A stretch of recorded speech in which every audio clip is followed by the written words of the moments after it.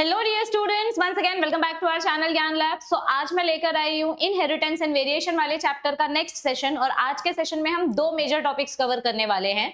एक है autosomal inheritance के बारे में और एक है सेक्स लिंक्ड इनहेरिटेंस के बारे में। और इस टॉपिक में से एक क्वेश्चन आना कंपलसरी है, इसीलिए ये टॉपिक बहुत इंपॉर्टेंट है। अब आज का टॉपिक अगर हम सबसे पहले स्टार्ट करें तो ऑटोसोम्स मतलब क्या होता है?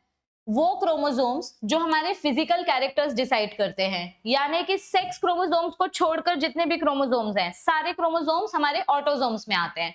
यानी क्रोमोसोम नंबर 1 से लेके क्रोमोसोम नंबर 22 तक ये सारे के सारे हमारे ऑटोसोम्स हैं।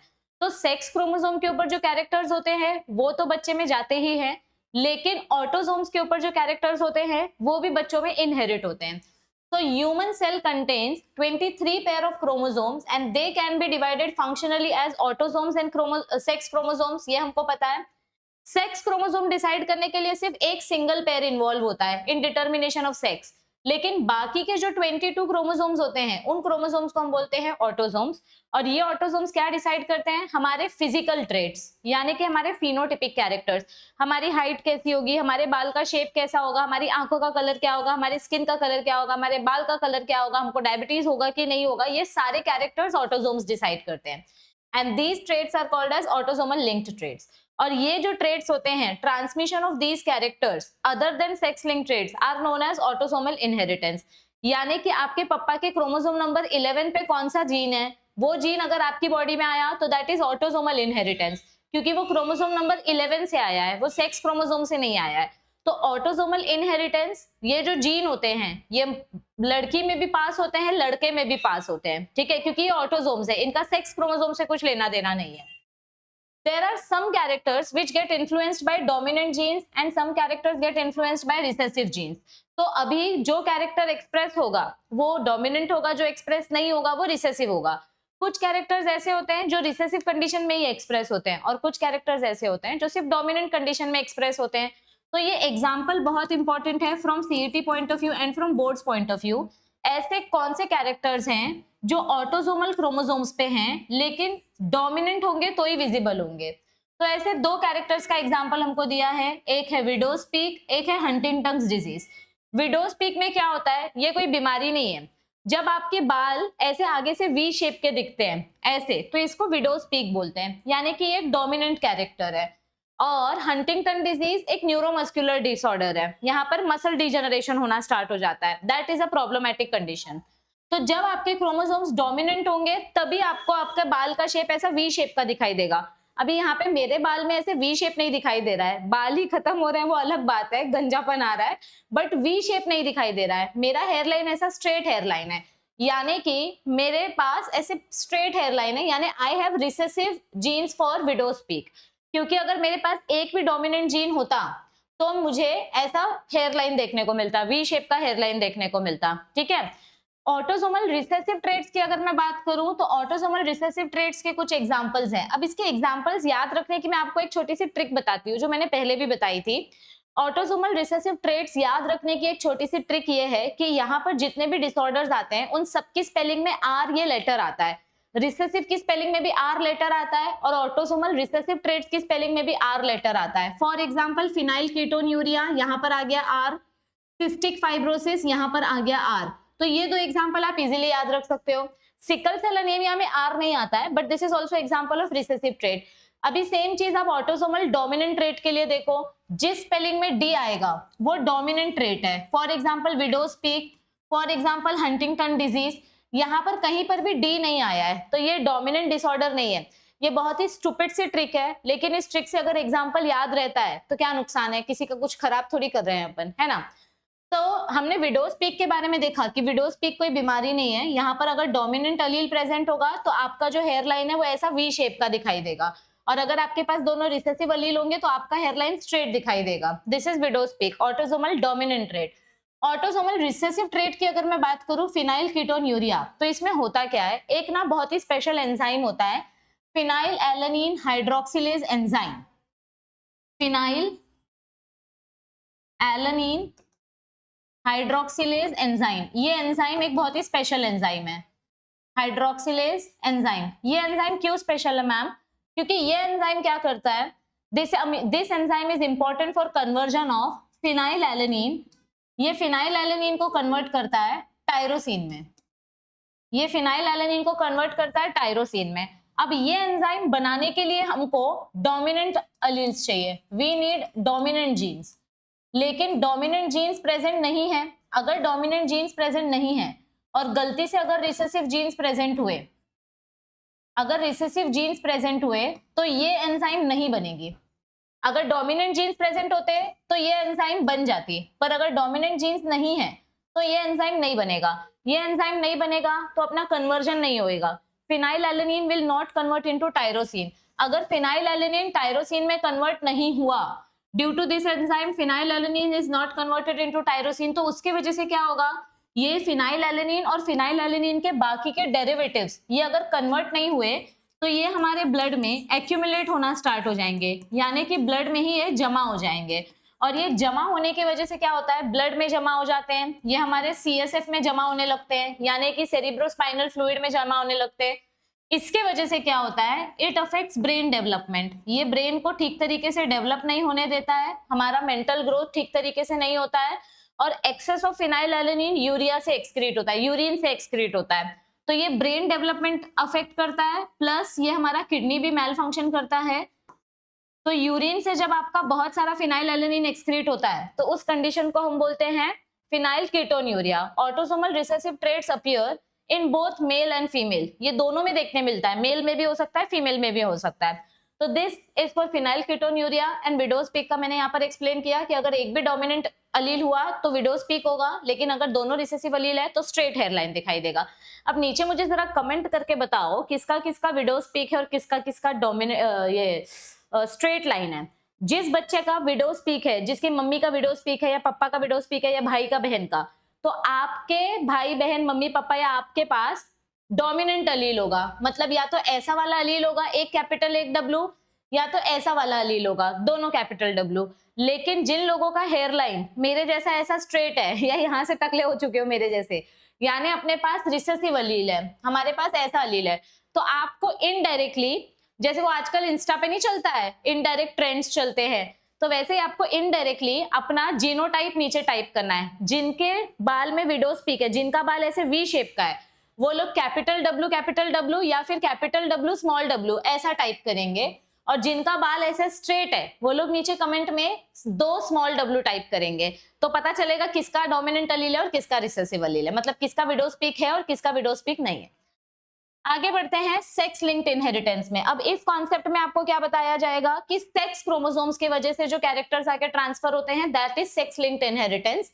यहाँ पर हम कौन से रीजन की बात करने वाले हैं, जब हम सेक्स लिंक्ड इनहेरिटेंस की बात करते हैं, ये अपना एक्स क्रोमोसोम है, ये अपना वाई क्रोमोसोम है, तो ये वाला जो रीजन है ना इसका नॉन होमोलोगस रीजन, यहाँ पे जो जीन्स प्रेजेंट होते हैं, दिस इज ये एक्स क्रोमोसोम ये वाई क्रोमोसोम, तो ये है एक्स लिंक्ड जीन, और यहाँ पर जो जीन्स प्रेजेंट होंगे ये होंगे वाई लिंक्ड जीन्स। तो हम इन जीन्स के बारे में बात करने वाले हैं कि इन जीन्स के वजह से जो कैरेक्टर ट्रांसफर होते हैं उन कैरेक्टर्स को बोलते हैं सेक्स लिंक्ड इनहेरिटेंस। तो genes which are located on non homologous region are called as sex linked genes, और यही जीन्स आगे ट्रांसफर होंगे, इनहेरिटेंस करेंगे, तो that will be called as sex linked inheritance. Okay, अभी देखो एक्स क्रोमोसोम के ऊपर कौन से जीन्स प्रेजेंट होते हैं, ये एक्स क्रोमोसोम के ऊपर हमने अपने लास्ट लेक्चर में देखा था कि एक्स क्रोमोसोम के ऊपर कौन से जीन्स प्रेजेंट होते हैं। ये देखो एक्स क्रोमोसोम वाले एग्जांपल, मैंने एक फोटो लगाया है, हाँ, एक्स क्रोमोसोम वाले एग्जांपल कौन से हैं, haemophilia, okay, red green colour blindness यानी पार्शियल कलर ब्लाइंडनेस, नजदीक का दिखाई नहीं देना यानी मायोपिया, एंड इश्थियोसिस, ये सब आता है एक्स क्रोमोसोम के ऊपर। ओके, और वाई क्रोमोसोम के ऊपर कौन सा जीन है, हाइपरट्रिकोसिस एंड HY एंटीजन, ये वाई क्रोमोसोम्स के ऊपर है। तो अब यहाँ पे कुछ एग्जांपल्स हमको एक्सप्लेन किए हैं। एक्स लिंक्ड जीन्स मतलब क्या होते हैं, ये वाले jeans which are present on non-homologous region of X chromosome. So these are present on X chromosome and they do not have any corresponding allele on Y chromosome. म्हणजे इथे जे अलील असणार त्या अलीलचं डुप्लिकेट पार्टनर इथे नसणार। ये देखो ये होमोलोगस रीजन है, अगर यहाँ कैपिटल ए है तो यहाँ पे कैपिटल ए या स्मॉल ए होगा, मतलब इसका ऑल्टरनेटिव पार्टनर होगा। पण जर इथे ए आहे तर इथे समोर काहीच नाहीये, इथे एक्स असणार, म्हणजे हे दोघे एकमेकांचे पार्टनर नाहीयेत। तो यहाँ पर वही बोला गया है कि एक्स क्रोमोसोम पे जो अलील है उसका पार्टनर वाई क्रोमोसोम पे नहीं होता, they do not have corresponding allele on Y chromosome. अब टेक्निकली स्पीकिंग फीमेल्स के पास 2 एक्स क्रोमोसोम्स होता है, तो अगर फीमेल के पास उसके नॉन होमोलोगस रीजन में रिसेसिव अलील्स हुए, ये फीमेल का क्रोमोसोम है, ठीक है, ये फीमेल के पास 2 एक्स क्रोमोसोम है, तो अगर यहाँ पे उसका एक रिसेसिव अलील हुआ और यहाँ पे भी रिसेसिव अलील हुआ, तो फिर ये रिसेसिव कैरेक्टर फीमेल में एक्सप्रेस हो जाएगा। ओके, रिसेसिव कैरेक्टर फीमेल में एक्सप्रेस हो जाएगा। So in female 2 recessive linked genes are required for expression of sex linked traits. लेकिन अगर एक क्रोमोसोम के पास रिसेसिव जीन है और दूसरे क्रोमोसोम के पास डोमिनेंट जीन है, जैसे समझो यहाँ पे कैपिटल ए है और यहाँ पे स्मॉल ए है, तो ऐसे में फिर डोमिनेंट कैरेक्टर एक्सप्रेस होगा, क्योंकि एक अलील ने दूसरे अलील को दबा दिया, डोमिनेंट अलील ने रिसेसिव अलील को दबा दिया, ठीक है, यहाँ पे डोमिनेंट कैरेक्टर एक्सप्रेस होगा। लेकिन वाई क्रोमोसोम्स के पास या मेल्स के पास ऐसा ऑप्शन नहीं होता है, यहाँ पे डोमिनेंट कैरेक्टर एक्सप्रेस होगा, लेकिन मेल्स में ऐसा होगा क्या? नहीं, क्योंकि ये कंडीशन फीमेल के लिए है, फीमेल के पास दोनों एक्स क्रोमोसोम होते हैं, मेल बेचारा पड़ जाता है। मेल क्यों बेचारा पड़ जाता है मैम? क्योंकि मेल के पास एक एक्स क्रोमोसोम होता है और एक वाई क्रोमोसोम होता है। तो अभी यहाँ पे अगर रिसेसिव अलील है और यहाँ पे कोई और रिसेसिव अलील है, तो ये कैरेक्टर भी एक्सप्रेस होगा, ये कैरेक्टर भी एक्सप्रेस होगा, क्योंकि इसका पार्टनर यहाँ पे नहीं है इसको बचाने के लिए। डोमिनेंट अलील बचा लेता है, लेकिन अगर पार्टनर ही नहीं है तो क्या उन किसको बचाएगा? इसीलिए मेल्स में ज्यादा करके रिसेसिव कैरेक्टर्स एक्सप्रेस होते हैं। तो अगर फीमेल के पास एक डोमिनेंट और एक रिसेसिव है, तो यहाँ पर दिखने में हमको डोमिनेंट कैरेक्टर दिखेगा, लेकिन बोलते टाइम ऐसा बोल सकते हैं हम कि ये औरत रिसेसिव कैरियर है, मतलब इसके पास रिसेसिव वाली बीमारी नहीं है, पर इसके पास रिसेसिव अलील है, यानी कि ये नेक्स्ट जनरेशन को ये बीमारी दे सकती है, तो इसको हम कैरियर बोलते हैं। The recessive female is called as carrier. और ये जो कैरियर फीमेल होती है, मतलब इसके पास खुद के पास एक रिसेसिव अलील है, तो दिखने में ये खुद नॉर्मल दिखेगी, she appears normal, she does not suffer from the disorder, लेकिन ये अपना डिसऑर्डर नेक्स्ट जनरेशन में पास कर सकती है। मेल्स के पास ऐसा कुछ नहीं होता, मेल्स बेचारे पड़ जाते हैं, because they have 1 X chromosome and 1 Y chromosome, तो इनके पास दोनों अलील्स अलग अलग होता है, they carry 1 X chromosome and 1 Y chromosome, तो इनका जो कैरेक्टर होगा, एक्स क्रोमोसोम का भी कैरेक्टर दिखेगा, वाई क्रोमोसोम का भी कैरेक्टर दिखेगा, because there is no dominant gene on Y chromosome जो एक्स क्रोमोसोम को दबा सके। So sex linked disorder appear more frequently in males as compare to females. तो जो बीमारी एक्स क्रोमोसोम वाली है ना, वो मेल्स में ज्यादा देखने को मिलती है, क्योंकि एक्स क्रोमोसोम का पार्टनर है ही नहीं इनके पास, तो जो भी बीमारी एक्स क्रोमोसोम पे रहेगी वो दिखेगी दिखेगी। तो एक्स क्रोमोसोम वाली बीमारी मेल्स में ज्यादा देखने को मिलती है, क्योंकि उनको बचाने के लिए उनका ऑल्टरनेटिव पार्टनर सामने नहीं होता है। तो कौन सी बीमारी मेल्स में ज्यादा देखने को मिलती है?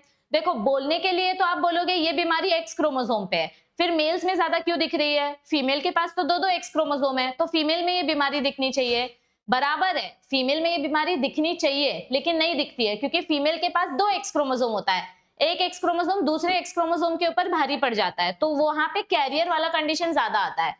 मेल्स में ऐसा नहीं होता है, मेल के पास एक एक्स क्रोमोसोम है और अगर वही एक एक्स क्रोमोसोम डिफेक्टिव निकला तो गेम ओवर। तो मेल्स में ज्यादा करके हमको कौन से डिसऑर्डर्स देखने मिलते हैं? Haemophilia, colour blindness, night blindness, myopia, muscular dystrophy, ये सारे डिसऑर्डर्स हमको मेल में ज्यादा देखने मिलते हैं। यहाँ तक सबको समझ में आया है? आगे बढ़ें। ऑलराइट, अब हम वाई लिंक डिसऑर्डर्स देखते हैं। देखो, एक्स लिंक डिसऑर्डर्स, ये जो एग्जांपल्स दिए इसमें से हम हीमोफीलिया वाला एग्जांपल पहले ही देख चुके हैं प्लियोट्रोपी वाले कंडीशन में, कलर ब्लाइंडनेस वाला एग्जांपल हम अभी देखेंगे। और वाई लिंक्ड डिसऑर्डर्स कौन से होते हैं? हमने अभी देखा ना, एक होता है हाइपरट्रिकोसिस, एक होता है HY एंटीजन। तो ऐसे जीन्स जो वाई क्रोमोसोम के नॉन होमोलोगस रीजन में होते हैं, उन जीन्स को बोलते हैं वाई लिंक्ड जीन्स। आणि अशा जीन्समुळे कोणते डिसऑर्डर्स होतात? एक रहता है हाइपरट्रिकोसिस। हाइपरट्रिकोसिस मतलब क्या होता है? It is responsible for excessive development of hair on pinna of ear. कान के ऊपर जब एक्सेसिव बाल आना स्टार्ट हो जाते हैं, उस कंडीशन को बोलते हैं hypertrichosis. And this character is transmitted directly from father to son. ये कैरेक्टर अगर फादर को है तो सन को मिलेगा ही मिलेगा। मतलब अगर आपके दादाजी के कान पे बाल आते हैं तो आपके पप्पा के कान पे भी बाल आएंगे और आपके कान पे भी बाल आएंगे, ये आपको विरासत में मिलता है। ठीक है, तो देखो सबसे पहला एग्जांपल देखते हैं एक्स लिंक्ड डिसऑर्डर का, दैट इज कलर ब्लाइंडनेस। अभी कलर ब्लाइंडनेस के स्पेलिंग में आर आता है, मतलब ये रिसेसिव डिसऑर्डर है। अब इसमें बेसिकली क्या होता है पता है? जो बच्चा है ना, वो रेड और ग्रीन कलर के बीच में डिफरेंशिएट नहीं कर पाता है और उसको सब कुछ ग्रे कलर का दिखाई देता है। ऐसा क्यों होता है? कलर सेंसिटिव, क्योंकि उसके आंखों में कलर सेंसिटिव सेल्स नहीं बनते हैं, यानी कि जो कोन सेल्स होते हैं वो कोन सेल्स नहीं फॉर्म होते हैं बिकॉज ऑफ रिसेसिव अलील्स। अगर रिसेसिव अलील्स रहेंगे तो आपके कलर सेंसिटिव सेल्स नहीं बनेंगे, जिसकी वजह से बच्चा कलर डिफरेंशिएट नहीं कर पाएगा। It is caused due to recessive genes which prevents formation of colour sensitive cells, यानी कि cone cells in the retina of the I.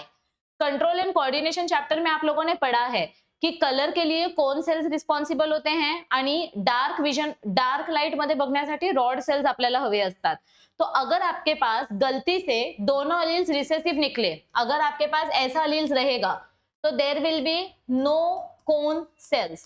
Cone cells अगर फॉर्मेशन नहीं होगा तो आपको कलर डिफरेंशिएट करने में डिफिकल्टी होगी। You won't be able to differentiate colour, आपको रेड कलर और ग्रीन कलर डिफरेंशिएट करने में प्रॉब्लम होगी डिफरेंशिएट। ओके, सो अगर समझो एक ही रिसेसिव अलील है फीमेल के पास और एक डोमिनेंट अलील है, तो फिर इस फीमेल को कलर ब्लाइंडनेस नहीं होगा, ये फीमेल को हम सिर्फ कैरियर फीमेल बोलेंगे, ठीक है। लेकिन अगर फीमेल के पास दोनों रिसेसिव अलील है तो फिर इस फीमेल को कलर ब्लाइंडनेस होगा। और अगर इस फीमेल के पास दोनों डोमिनेंट अलील है तो यहाँ पे कोन सेल्स बनेंगे, यहाँ पे भी कोन सेल्स बनेंगे, फक्त इथे कोन सेल्स नहीं बनना। लेकिन मेल के केस में क्या होगा, अगर इसके पास एक स्मॉल सी आ गया तो भी इसको कलर ब्लाइंडनेस होगा। तो मेल्स के ना कलर ब्लाइंडनेस होने के चांसेस ज्यादा होते हैं। इस केस में कलर ब्लाइंडनेस नहीं होगा, बट इस केस में कलर ब्लाइंड होगा। मेल्स के केस में कैरियर नहीं रहते हैं। कैरियर क्यों नहीं रहते हैं? क्योंकि मेल के पास एक लौता एक्स क्रोमोसोम है, मेल के पास दूसरा एक्स क्रोमोसोम है ही नहीं, तो उसको हम कैरियर बोल ही नहीं सकते। या तो मेल हेल्दी होगा या तो नहीं होगा, उसके पास दो ही ऑप्शन है, या तो हाँ या तो ना, उसके पास बीच का कोई ऑप्शन नहीं है, ठीक है। So the homozygous females and hemizygous recessive male. Hemizygous मतलब क्या होता है? इसको हेमी क्यों बोला है? क्योंकि इसके पास एक्स क्रोमोसोम एक ही है और दूसरा क्रोमोसोम जो है वो अलग है। ओके, तो यहाँ पर अगर फीमेल के पास दोनों रिसेसिव अलील है और मेल के पास एक भी रिसेसिव अलील है तो ये दोनों केस में ये लोग कलर ब्लाइंड माने जाएंगे। अब यहाँ पर आपको एक एग्जाम्पल दिया है, समझो कि एक कलर ब्लाइंड मेल है, उसकी शादी एक नॉर्मल फीमेल के साथ हो रही है, ठीक है। तो इनके बच्चे कितने % बच्चे कैरियर डॉटर्स होंगे और कितने % बच्चे नॉर्मल सन होंगे? अगर इनकी शादी आपस में हुई तो इनके 4 बच्चे होने की प्रोबेबिलिटी है, ठीक है। अब उन 4 बच्चों में से अगर डॉटर्स होंगी तो सारी डॉटर्स कैरियर होंगी, all daughters will be carrier. और अगर लड़का हुआ तो सारे लड़के कैसे होंगे? नॉर्मल होंगे। अब समझो कि इनकी आपस में शादी करा दी जाए, इसकी और इसकी आपस में शादी करा दी जाए, यानी कैरियर डॉटर की शादी नॉर्मल सन के साथ करा दो, तो अब क्या होगा? अब इस केस में इनको अलग अलग टाइप के बच्चे मिलने की प्रोबेबिलिटी होगी। अगर इनको लड़की पैदा हुई तो हो सकता है कि इनकी या तो कैरियर फीमेल पैदा होगी या तो नॉर्मल फीमेल पैदा होगी, ये दो ऑप्शंस है, या तो कैरियर फीमेल पैदा होगी या तो नॉर्मल फीमेल पैदा होगी, कलर ब्लाइंड फीमेल नहीं होगी। और अगर इनको लड़का हुआ तो इनके पास दो ऑप्शंस है, या तो नॉर्मल मेल पैदा होगा या तो कलर ब्लाइंड मेल पैदा होगा, यानी कि प्रोबॅबिलिटी डिवाइड हो जाएगी, 4 अलग अलग टाइप की प्रोबॅबिलिटी बनेगी।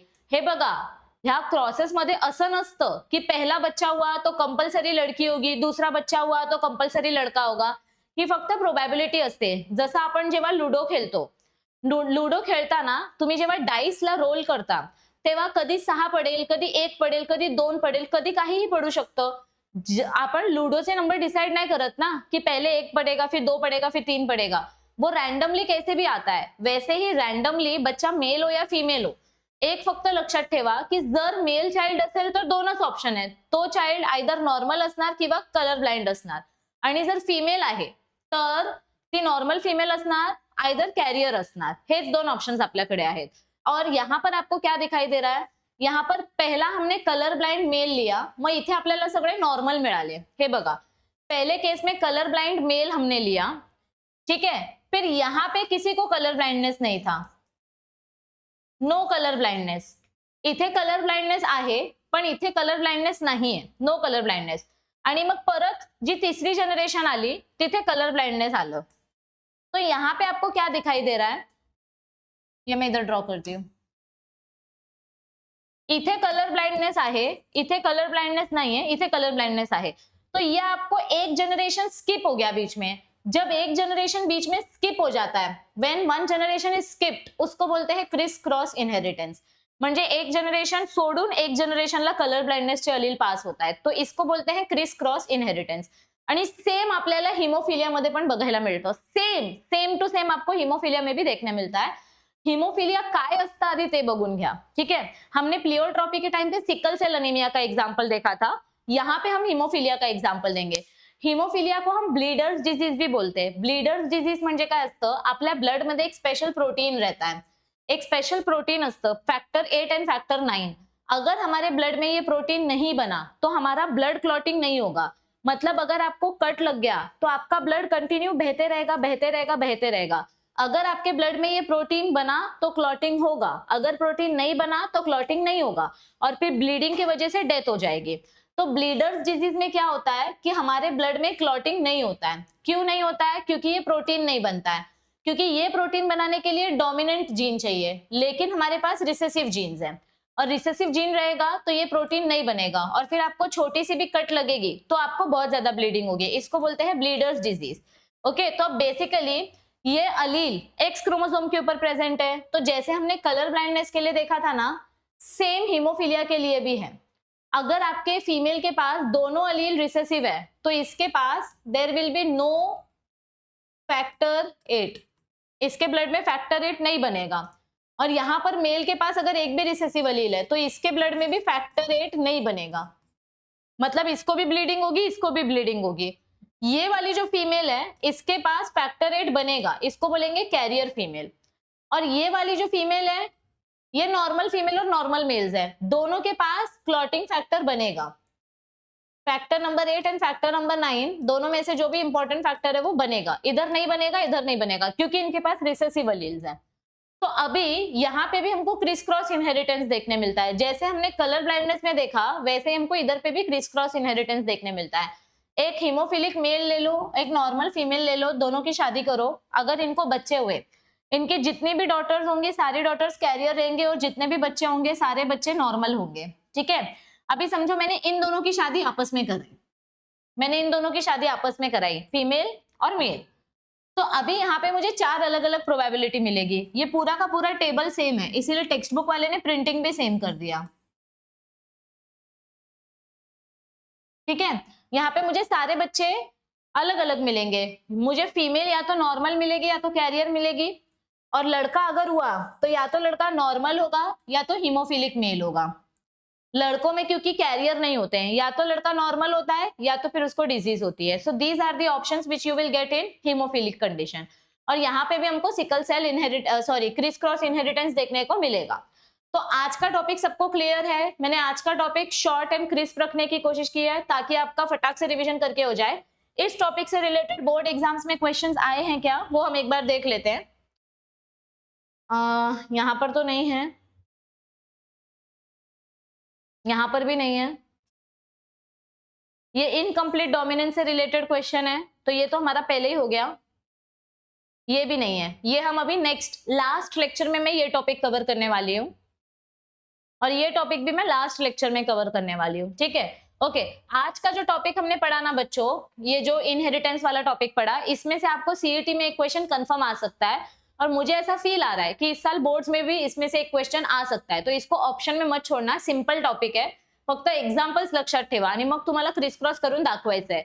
हिमोफिलिया क्यों होता है वो याद रखो, क्योंकि फैक्टर 8 और फैक्टर 9 नहीं बनता है तो क्लॉटिंग नहीं होता है. आणि कलर ब्लाइंडनेस क्यों होता है, क्योंकि रिसेसिव जीन्स की वजह से कोन सेल्स नहीं बनते और कोन सेल्स नहीं बनेंगे तो कलर नहीं दिखाई देगा, इसीलिए कलर ब्लाइंडनेस होता है. तो आज का लेक्चर अगर समझ में आया है तो जल्दी जल्दी नीचे वीडियो के अच्छे कमेंट करो, वीडियो को लाइक शेयर और सब्सक्राइब करो ताकि मैं इस चैप्टर का लास्ट लेक्चर जल्दी ला सकूं. और जैसे ये चैप्टर खत्म होगा हम चैप्टर नंबर 4 भी फटाक से लेकर आ जाएंगे. So all the best for your exam preparation. I will see you all very soon. Till then, bye bye everybody. Take care. Thank you.